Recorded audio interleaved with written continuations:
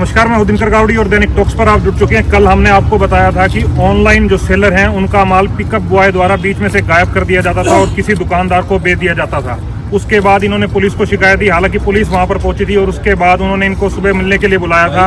उसके बाद भी पुलिस के द्वारा इनका मुकदमा दर्ज नहीं किया गया और आज झांसी के एसपी हेमेंद्र कुमार मीणा से मिलने के लिए पहुंचे हैं और उनसे बातचीत की। इनसे जानते हैं पूरा मामला में एसपी ने क्या मदद का आश्वासन दिया है। सर, क्या कहना है? उन्होंने एसएचओ को फ़ोन किया इसकी तह तक जाने के लिए, पर लेकिन जो एसएचओ और जो एएसआई है जसवीर सिंह जी, वो कोई रिस्पॉन्ड नहीं कर रहे हैं। हमें 2 दिन से 3 दिन से हम लोग लगे हुए हैं उनके पीछे, भाई हमारा ये सोल आउट करके दो।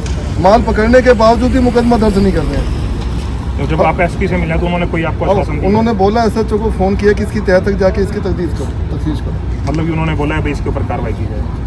तो आपको लगता है कि उनसे मिलने के बाद कार्रवाई होगी? देखो, हमें तो यही है कि जो हमें न्याय मिलना चाहिए और हम न्याय के लिए हम लोग यहाँ पे पहुँचे हुए हैं और हमें एसपी साहब से पूरी उम्मीद है कि हमें जो हमारा सामान चोरी हुआ है, जितने लोग इससे इफेक्टिव हुए हैं, इसका जितना सामान हुआ है उनकी रिकवरी हो और प्लस उनको उतनी पनिशमेंट हो और आगे से कोई भी ऐसा काम ना करे।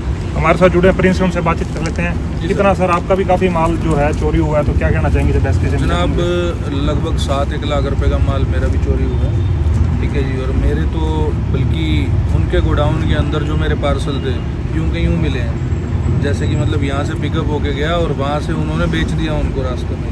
मतलब कि आगे कंपनी तक उनको दिखाया? कंपनी तक तो पहुँचे ही नहीं है, कस्टमर तक तो बाद में पहुँचेंगे, ऑफिस तक ही नहीं पहुँचे उनके। उन्होंने जो पिकअप हुए थे उन्होंने रास्ते में ही माल बेच दिया, ऐसा काम हुआ।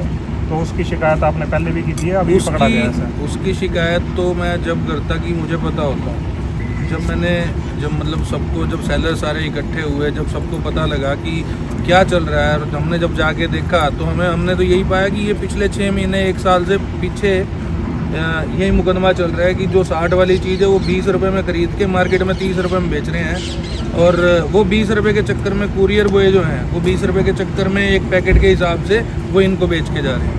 मतलब ये कुछ पैसे कमाने के चक्कर में आपकी काफ़ी महंगी आइटम को काफ़ी सस्ते दामों पर बेचा जा रहा है? बिल्कुल सर, जो कुछ पैसे क्या, उन्होंने थोड़े से पैसे के लिए हमारा बहुत ज़्यादा नुकसान किया।